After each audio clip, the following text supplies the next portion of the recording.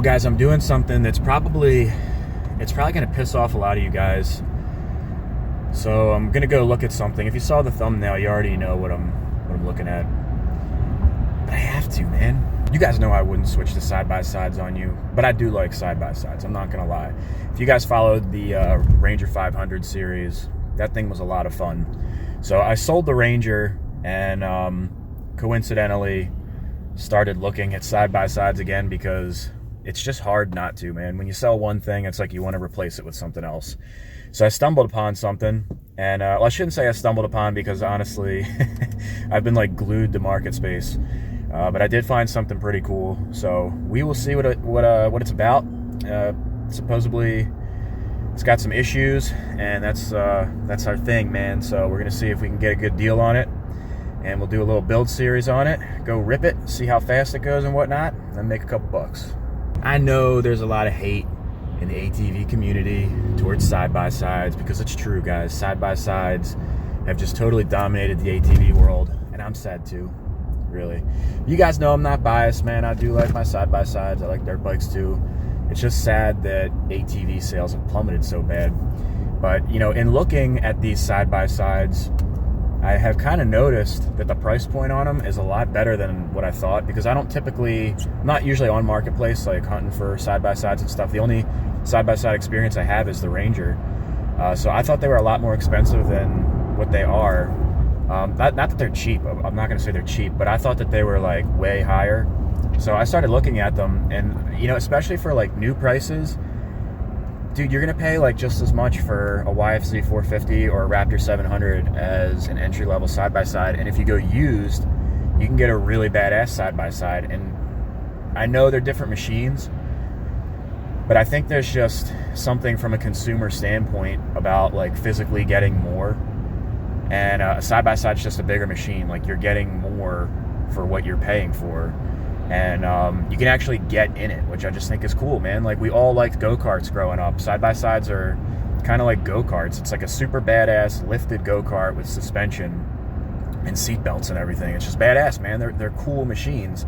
And I think because of the price point, that's why quads have tanked so badly. It's just really hard to justify paying, like, a YFC 450 is like $10,000, dude.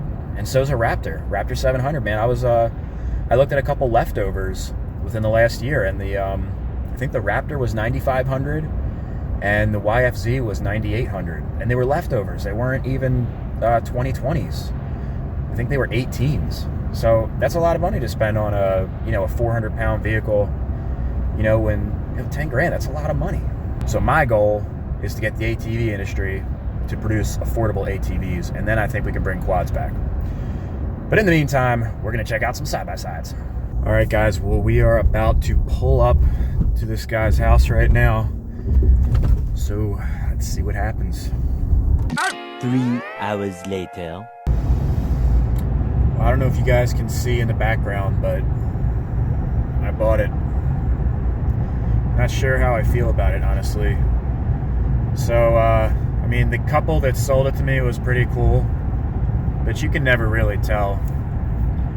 I'm sure you guys have bought something before, especially off Marketplace or Craigslist, and the people seem really nice and stuff, and then you get it home and it's a total piece of crap. I don't think that's going to be the case, but it's always just a little bit weary. So this thing starts and it runs, and it's kind of hard to tell. Like, it kind of sounds good. I don't even know if there's anything wrong with it, but you can kind of hear like a weird noise that could be bottom end. It's hard to tell, man. The Ranger, if you guys followed that series, that thing sounded all messed up, and then we pulled it apart. I think it was piston slap that was probably making the sound in the Ranger. So I'm hoping it's something stupid and it's not even bottom end related. If that's the case, it's going to be a total win. I don't know. And they've got a trailer with it too. The trailer is kind of weird, and it's been like dancing around in the back. Of course, I don't trailer like ever. This is actually my first trailer. So, it's just kind of like a weird feel. And the lady at the notary was pretty funny.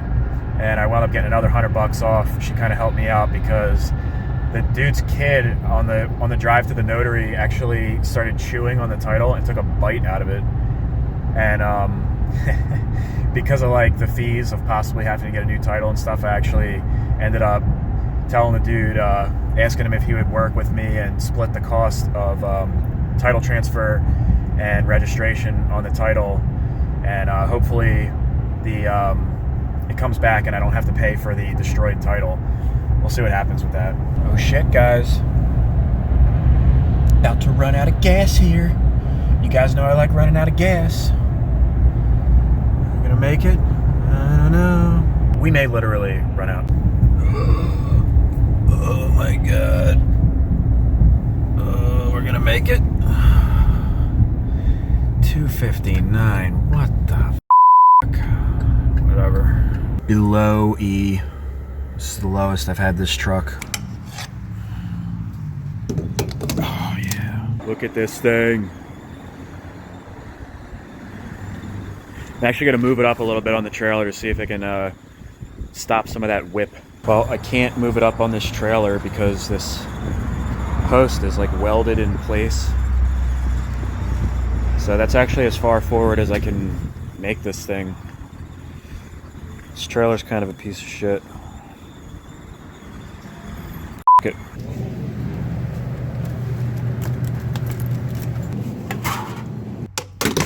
Life becomes very inconvenient when you're filming all of the things that you do.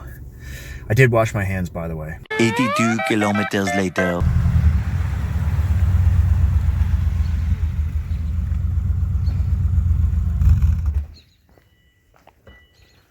All right, let's hear this puppy. Dude. Man, look at that. All right. What do you think, champ? That graphic gets pretty wild. I know, dude. That's going to be the first thing to go, though. Right, right. See, maybe it'll start. See what she does. It's push button. I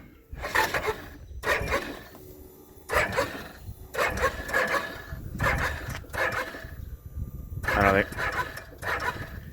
Just not enough battery voltage, I guess.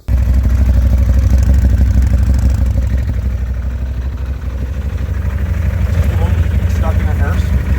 No, this one apparently has like some kind of motor noise. But honestly, that doesn't sound like the middle of the quad. That's where the motor is. Oh, they're centered. Yeah, apparently.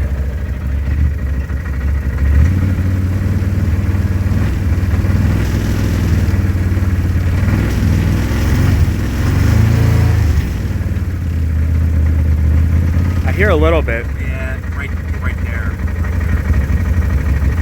Huh.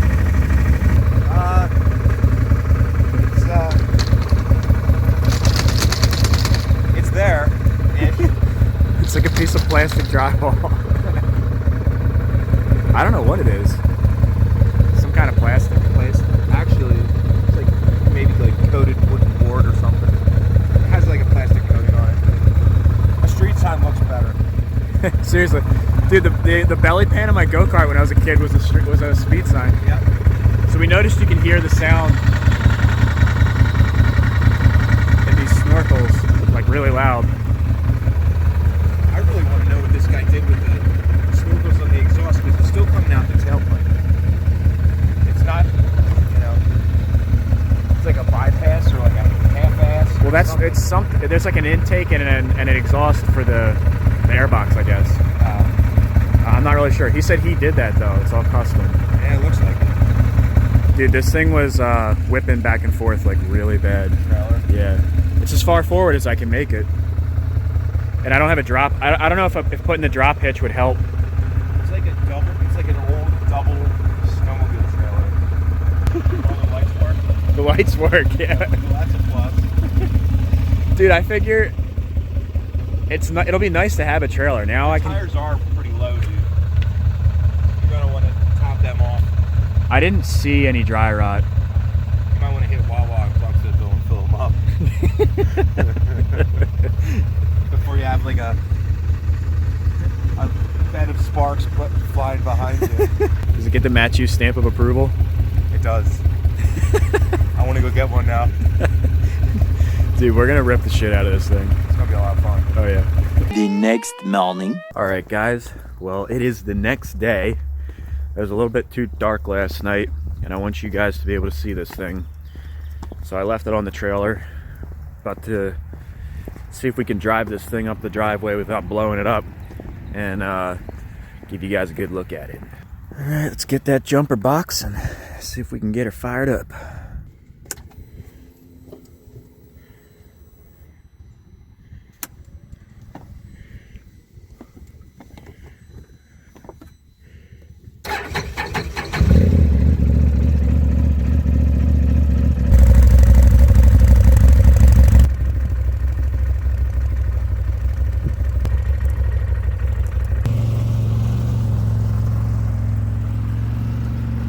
Lesson learned again, never trust people.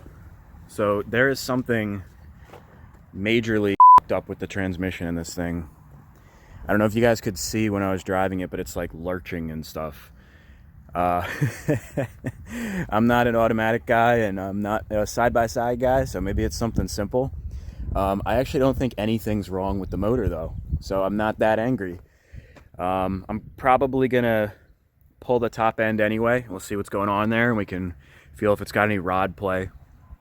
But something is definitely up with the transmission. It doesn't engage unless you get the RPMs up, and it lurches until you give it a little bit of gas, like more than you should have to, and then it's smooth. But like when you're babying it, or like you definitely couldn't idle this thing and coast it. It needs to have gas to go. I don't want to go crazy with it because we'll wind up blowing something up. But the guy did tell me that the transmission was rebuilt. So yeah, this dude told me that the transmission was rebuilt, and then he put it in storage for a couple months and pulled it out to ride, and that's when it started having problems. And he said there was like an engine knock or something. I think the truth is the dude just didn't want me driving it because there's obviously some kind of transmission problem, and at least I think so. And that, and plus he told me that he could have the entire engine rebuilt, top and bottom end, for $1,000, including parts and labor, which is total bullshit. And sorry dude, but I didn't want to say anything while I was out there. It's more than $1,000 just for the parts, so your boy's kind of lying to you. So regardless, I still think I got a good deal, and I will tell you what I paid for this at the end of the video. But you know, we'll see what's going on. So if you guys are side-by-side guys and you know why this thing is lurching, maybe let me know in the comment section below. Maybe it is something stupid, but definitely seems like some sort of transmission or gear. I don't know what the heck it is. Something ain't right though. Got these custom graphics, man. Look, there's a bunny on it. Yeah, that's gonna be the first thing to go. Graphics are definitely going. I can tell you right now, this custom roof is getting tossed directly into the trash because that looks seedy as hell. Otherwise, the tires are in pretty good shape. I think it's mostly stock. It does have a snorkel system on it. Apparently he put them on there custom, and I noticed when it's running, look at that custom filter right there. That's quality, man. This is all stuff I can fix. This is what I like to do. I like to take stuff that's in fairly decent shape and then fix little things, odds and ends, bring it back to life, and this thing will look awesome when it's done. It's got the little quarter windshield. See, it's got a crack right there. Not really a big deal. I can clean that up, and I don't think the crack will really make a difference. If I can replace that cheap, I will.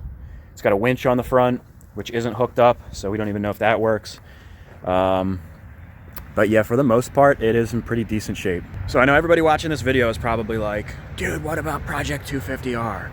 Don't worry guys, Project 250R is going to continue on just like it was. We're not doing this right now. This was just kind of an opportunity because of the price that I got on it. And I did sell the Ranger, and I have this really bad habit of when I sell something, it's like it has to be replaced and it has to be upgraded. So why not update it with a 1000cc V-twin with over 100 horsepower? But who knows, in the meantime, we might do a couple videos on this because with this coronavirus bullshit, I can't really do anything because we might be able to do the bottom end parts. If they come in the mail today, we can do the bottom end video for 250R, but I can't send anything out for powder coat because the powder coating place is closed, man. So hopefully they'll be open like really soon. They're saying it's like a 2-week minimum with all these companies shutting down and stuff. Regardless, I will have content for you guys, and this can possibly be some filler stuff for the next week or so here. taking off the body panels and kind of inspecting what's going on inside this thing. But I don't want you guys thinking that we're going to be stopping Project 250R or anything for this thing. Absolutely not. That's going to continue on just like it was. As long as I still have parts and stuff to continue to work on that, that's what the videos are going to be on. But I did want to show you guys this. I think it's pretty cool. I know a lot of you guys hate side-by-sides, and you're probably going to be flaming me in the comment section below. But dude, I grew up building go-karts with my dad and riding go-karts. I love go-karts, dude, and I feel like this is just a really badass go-kart. So I love ATVs, I love dirt bikes, I love side-by-sides, and I can make you guys love them too. Well, actually, I can't make you guys do anything. So I know what you're all wondering. You want to know, what the hell did I pay for this thing? Because it's a total piece of crap, and I hope you didn't pay retail for that because it's falling apart and it's a side-by-side, and side-by-sides are gay, and I get it. So it's a Can-Am Maverick. It's a 2013. It's a V-twin 1000. Supposedly it has 101 horsepower from the factory. And right now the Blue Book value on this thing is $9,500, give or take. And it has 1,500 miles on it, about 100 hours. So it does have fairly low hours. I paid $6,000 for it. So $6,000. The dude gave me that trailer too. I don't think that's a bad deal, so I got it for $3,500, less than KBB. Even if I have to rebuild the entire engine and transmission, I can at least break even. We can throw new tires on this thing, make it look brand new if we're going to be putting $3,500 into it. Of course, that's not what I plan to do, and I don't think it needs all that work. So it's a little bit of a risk. I was kind of hoping that it didn't have a drivetrain problem, but it looks like that's the route that it's going. And hopefully we can take it apart. It might just be as simple as an adjustment. I'll probably take off the top end, like I said, and just inspect everything, make sure that everything's nice and tight. If it has piston slap or something, and that's where the noise is coming from, maybe we'll do an 1100cc kit. They do have an 1100cc big bore kit. It's $750 from DBC Racing, and we could throw that thing on here. And 1100 from a 1000 probably won't be so radical that we would have to do other modifications to it. So that's a possibility. So yeah, guys, beyond that, once I get this thing running, we will take this to the trails. We'll do a top speed test, and we'll see what this thing has. It does have the upgraded shocks. I believe the regular 1000R comes with 2-inch shock bodies. This has the 2.5-inch. It was like the updated model. The bead locks are real and they're functional. All the tires are in good shape. They're Maxxis Bighorns. The only tire that needs to be replaced really is this one. I don't know why that happened. Camber and driving it on the road or something, I'm not sure. But we can replace these tires actually fairly cheap. I was looking up some parts last night. Give you a good look at that graphics kit. Yeah, I'm probably gonna peel all that and put some like OEM Can-Am stickers on there, and might get some doors for it, some slip-on mufflers because it's a V-twin and it's probably gonna sound badass, and maybe a regular Can-Am roof. I mean, it doesn't really need a roof. I mean, realistically, if you're driving this thing, you're gonna get wet even if you have a roof. It's kind of just for like sun, I would imagine. Yeah. So yeah, guys, that is it, man. So let me know in the comment section below if you guys hate me for buying this thing, or if you guys think it's an awesome idea and you're looking forward to it. I certainly am looking forward to it, and I will see you guys on Friday. Hopefully I don't die from this virus. And what we'll probably be doing is the bottom end for Project 250R. My cases should be here from DBC Racing, unless UPS went on strike right now and they're in hiding for this virus, but they should be here today. And I have a delivery from Motorsport for some other parts. As long as that comes by today, which it should, then I'll be able to work tomorrow and Friday and get a video out for you. All right, guys, so that's going to be it. Peace out, and I'll see you on Friday.